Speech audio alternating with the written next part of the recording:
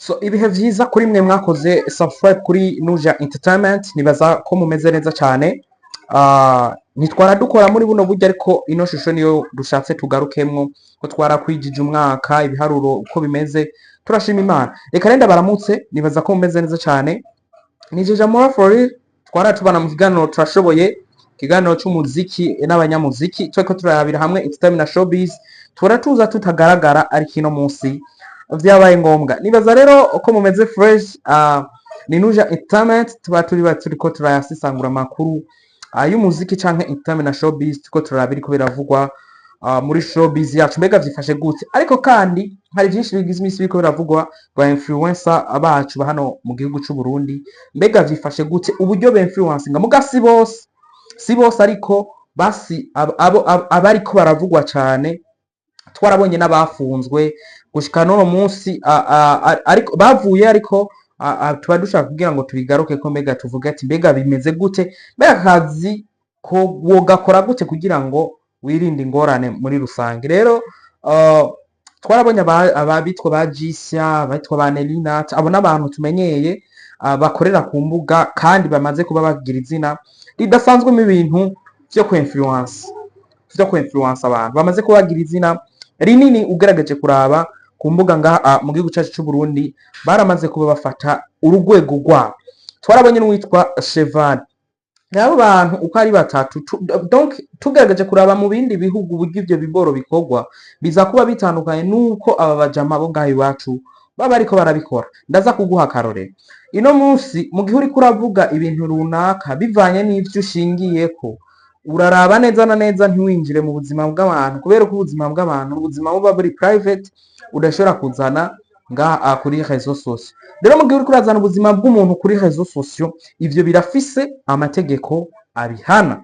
Indisho gituma twabonye benshi twabonye witwa abitwa nk'aba Cheval gushika no munsi batakiriko baragaragara neza na neza nkuko twara tubibona bagaragara mu biganiro bigiye bitandukanye. Ni kubera iyo mpamvu neza na neza, kubera ko ugerageje kuraba abitwa ba SATB yarabavuga, ariko yarabavuga fo abitwa ba Bface on the floor, benshi bagiye batandukanye, ariko benshi bakavuga ati aba bagabo bapfiki. Twarabonye post witwa Bizman Karum Abubakar SATB avuga ati je nayo ivyo bariko bamurondera vyohera mugabo benshi ntegerezwa neza na neza kumushengeza, kubera ko ibi bintu urazi ico bibiza kwica, biraza kuba vyica, kubera ko aba basani aba baririmbyi baba ariko baravuga iki niki bafise amafamiye bro, bafise abana, bamwe bafise abagore, abaki bafise iki, kandi bafise na famiye, abamama n'abapapa n'iki vyose. Rero ivyo bintu biza kwica neza na neza ikintu novuga ngo biza kwica izina ry'umuntu aba afise muri famiye. Par exemple uriko uravuga ko umuntu ataco yimariye, mugabo uburyo abantu ego umusare canke umuririmbyi abone bisaba kaboneka neza imbere y'abantu, kugira kubera ko adandaza ivyiwe, adandaza isura yiwe. Rero mu gihe atari karaboneka neza bica bisarara. So ico kintu kiri mu bintu bica vyica ibintu biza kwica akaranga k'umuririmbyi mu gihe uri kuramuserereza fo. Ego entertainment kuvuga umuntu ntibigize, ariko kwinjira mu buzima bw'umuntu muri privé najo ni ikintu kidakunda korohereza abantu. Ica kabiri, biraza gutuma abantu batamwubaha bro. Wewe wirirwa umenga niyo content ufise, twese turaza ngaha tukakora ibintu bigiye bitandukanye bikanka tukaja mu bindi, ariko kwicara ku muntu uwo muntu ntaco mupfa siko. Ubundi abandi bantu babikora izo beef, ubundi abandi bantu babikora kirazira kwinjira mu buzima bw'abantu.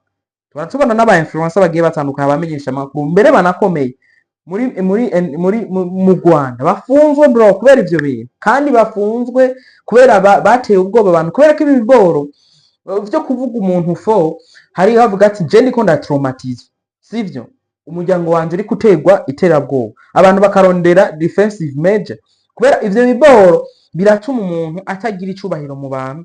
Mbega n'ivyo bintu aba ariko ivyo bihangano vyo aba ariko arakora ni make basubira kuja kuvyizera ngo babirabe bro, ni bake basubira kuvyizera. Rero nico gituma niko ndavuga ati ngaha mu gihugu cyacu cy'u Burundi turetse n'ibi ivyo ngo vya entertainment canke iki, nta muntu n'umwe ari hejuru y'amategeko. Ni kuvuga twese tuba turi hasi y'amategeko. Ibi vyose dukora dufise limite, hari ibintu tudashobora gukora.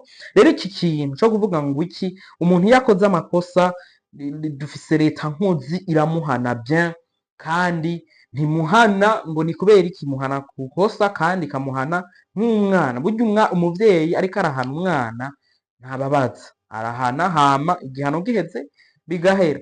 Rero kuba rero twese turi hejuru y'amategeko para kuvuga ngo jewe ndiki, ngo je ngendana naba, bigaca bigutera gukora ibintu bigiye bitandukanye, ngo kubera ngo ugendane naba, ngo kubera ngo uzinanye naba. Ivyo bintu vraiment ivyo bintu ntibikibaho na gushusha cy'u Burundi.